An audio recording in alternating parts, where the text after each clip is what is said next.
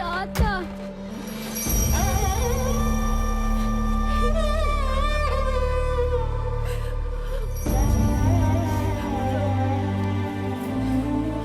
అదేదో అకస్మాత్తుగా గుండెపోటు వచ్చినట్టుంది.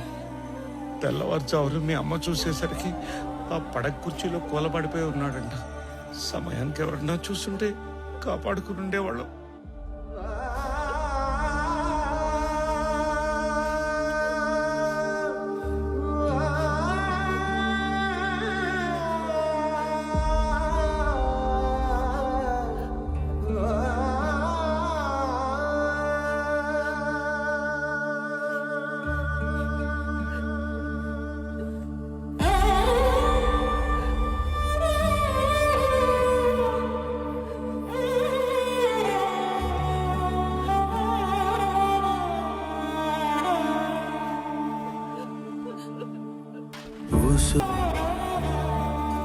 సార్, మన మీద పడ్డ నిఘాను నిర్వీర్యం చేయడానికో లేక డైవర్ట్ చేయడానికో మీరు ఆ వుడ్ కటర్స్ ని ఎన్కౌంటర్ చేశారని అర్థమైంది.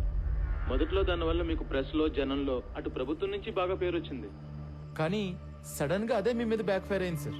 అందరూ ఈ చట్టం కోణం వదిలి మానవీయ కోణంలో ఆలోచించడం మొదలు పెట్టారు. మీరు అన్నట్లే ఈ నిఘా వ్యవహారం వెనుకున్న వాడెవడో కానీ నిజంగానే సూపర్ మ్యాన్ సార్. వాడేం చేశాడో గానీ అప్పట్లో ఎన్కౌంటర్ తప్పు కాదన్న భావనలో ఉన్న మన సీఎం గారు ఇప్పుడు ఒక మెట్టు దిగి తమిళనాడు సీఎంకు ఫోన్ చేసి మాట్లాడారంట sir. Now the issue is getting very bigger sir. David one bit let me think man. నేను ఆల్రెడీ లీవ్ లో ఉన్నాను. నా రెగ్యులర్ హైడౌట్ వెళ్ళి ఆ superman Ramarao wings cut చేసి డ్యామేజ్ కంట్రోల్ చేసే పనిలో ఉంటాను. నువ్వు సీఎం ఆఫీస్కి వెళ్ళి నా మీద ఏం అప్డేట్స్ వస్తున్నాయో ఎప్పటికప్పుడు నాకు చెప్తూ ఉండు. సరే సార్.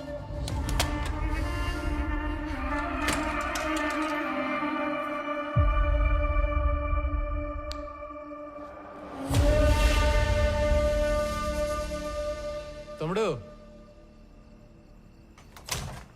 అన్నా ఒక ఐఎస్డి కాల్ చేసుకోవాలి. అక్కడ చేసుకున్నా.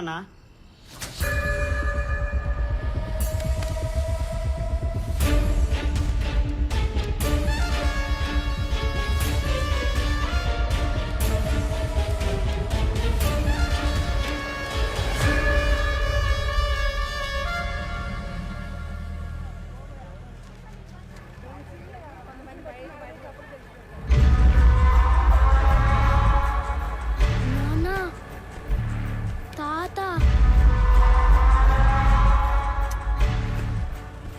తాత ఏంట్రా? తాత చనిపోయి ఉండలా? తాత అంట తాత. నువ్వు పోనీ.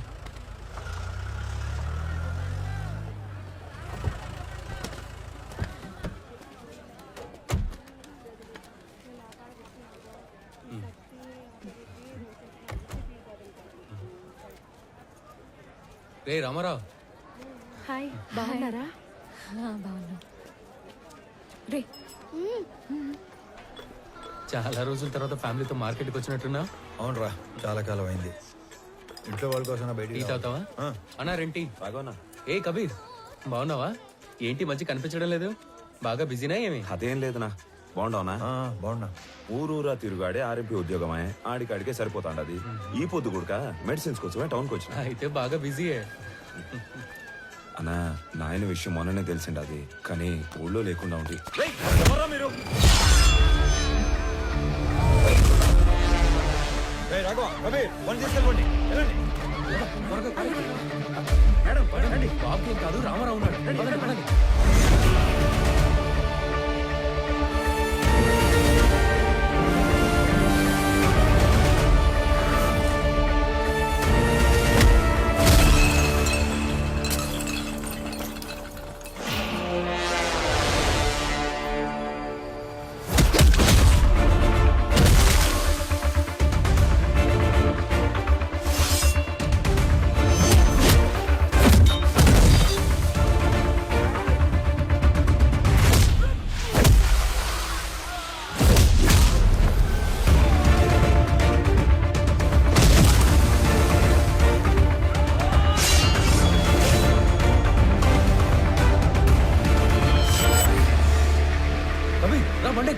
బాగున్నా.